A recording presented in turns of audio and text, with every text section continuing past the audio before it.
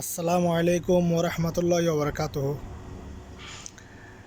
বাংলাদেশ থেকে যারা সৌদির মধ্যে ট্যুরিস্ট ভিসায় গেছেন এবং হজ করার উদ্দেশ্যে গেছেন এবং অনেকেও কাজের ভিসা নিয়ে গেছেন, তাদের জন্য এই ভিডিওটি।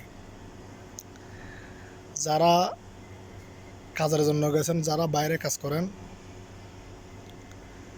তাদের জন্য সমস্যা।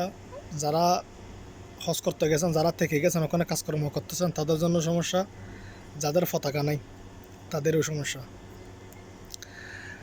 সৌদিতে অনেক অভিযান চলতেছে। এই অভিযানটা অনেক মর্মান্তিক। এটা অনেক বড় অভিযান। এটার মধ্যে কেউ ছাড় পায় না। আমরা যেরকম ওমানের মধ্যে আছি, ওমানের মধ্যে যেরকম একটা সেক চলে, সৌদির মধ্যে এরকম না। সৌদির সেক এটা অনেক ভয়াবহ সেক। এটা থেকে কেউ ফালাতে পারে না, ফালাবার কোনো সুযোগ নেই। হাতে পথ ধরলেও কোনো মাপ নেই। যারা বাইরে কাজ করেন, যাদের পতাকা নাই, একামা নাই, তারা রুমের মধ্যে থাকবেন সাবধানে। এবং